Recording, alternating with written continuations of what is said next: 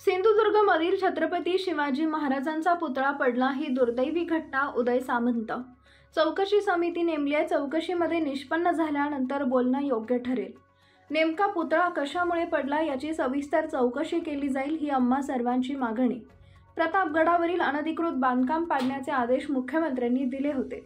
संवेदनशील मुख्यमंत्र्यांच्या राजीनाम्याची मागणी करणं हे निव्वळ राजकारण. कोणतीही घटना घडल्यानंतर मुख्यमंत्र्यांना दोष देणं योग्य नाही हे पत्रकार परिषद घेणाऱ्यांनी आत्मचिंतन केलं पाहिजे. शासकीय इमारतीची तोडफोड करून कायदा हातात घेणं योग्य नाही. विधानसभा 1.5 महिन्यावर आल्यानं काही लोकांकडून राजकारण करण्याचा उद्योग सुरू केलाय. राजकीय गोष्टी निर्माण करण्यापेक्षा पुतळा का पडला यावर चौकशी समिती नेमली म्हणून त्यातून समोर येईल.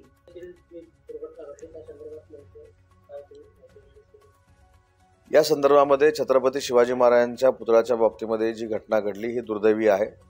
स्वतः सार्वजनिक बांधकाम मंत्री आणि सिंधुदुर्ग जिल्ह्याचे पालकमंत्री रवींद्रजी चव्हाण यांनी त्या ठिकाणी भेट दिलेली आहे. त्यांनी त्याच्यावर स्पष्टीकरण देखील केलेलं आहे.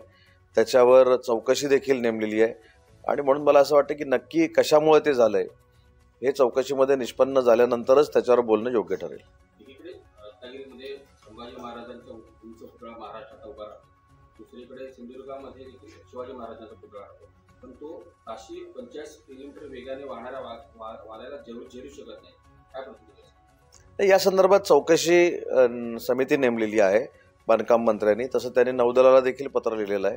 याच्यातनं नक्की कशामुळं काय झालं हे निष्पन्न होईल. परंतु अशा पद्धतीनं छत्रपती शिवाजी महाराजांचा जो पुतळा त्या ठिकाणी त्याचा वाऱ्यामुळं किंवा काय जो पडलेला आहे ही दुर्दैवी घटना आहे आणि त्याची सविस्तर चौकशी केली जाईल ही आमची सगळ्यांचीच मागणी आहे.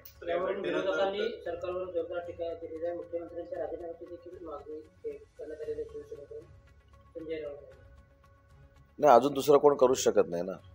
मुद्दा असा आहे की छत्रपती शिवाजी महाराजांचा जो प्रतापगड आहे त्या प्रतापगडावर असलेलं जे अनधिकृत बांधकाम होतं ते कोणी पाडलं? माननीय मुख्यमंत्री महोदयांनी निर्देश दिले. मग एवढं जर छत्रपती शिवाजी महाराजांच्या बद्दल संवेदनशील मुख्यमंत्री असतील तर या घटनेची नक्की चौकशी करतील. त्यांच्या राजीनाम्याची मागणी करणं हा फक्त राजकारण आहे. प्रत्येक प्रसंगामध्ये राजकारण करणं ही विधानसभेची चाहूल आहे आणि म्हणून मला असं वाटतं की जी चौकशी समिती नेमलेली आहे त्याच्यातनं निष्पन्न झाल्यानंतर टीका टिप्पणी करणं योग्य आहे.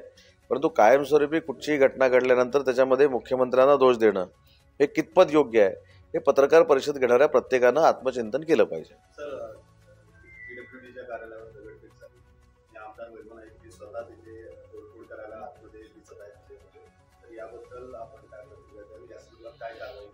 या संदर्भामध्ये ज्या संवेदना त्यांच्या आहेत त्याच संवेदना आमच्या आहेत. परंतु हा पुतळा पडल्यानंतर ज्या पद्धतीनं शासकीय इमारतींवर किंवा शासकीय इमारतींवर काय हल्ला झाला किंवा तोडफोड झाली हे कायदा हातात घेणं योग्य नाही. परंतु मला असं वाटतं की ठीक आहे, निवडणुकीमध्ये समोर आहेत, निवडणुकीमध्ये मी काहीतरी आंदोलन केलं, मी काहीतरी छत्रपती शिवाजी महाराजांबद्दल अशा पद्धतीनं ॲग्रेसिव्हली आदर व्यक्त केला ही कदाचित दाखवण्याची भूमिका असेल.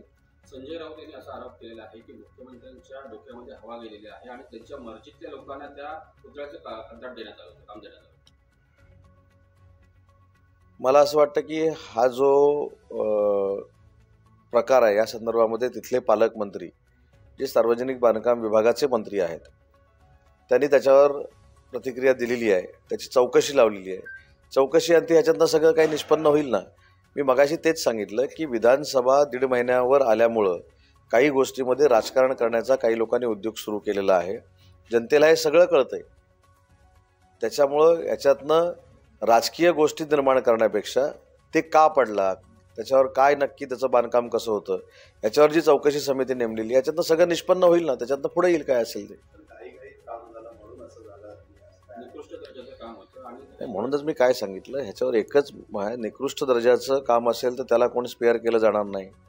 त्यानं काही चूक केली असेल त्याच्यावर कारवाई होईल. पण चौकशी समिती नेमली त्याला चौकशी तर करू दे ना.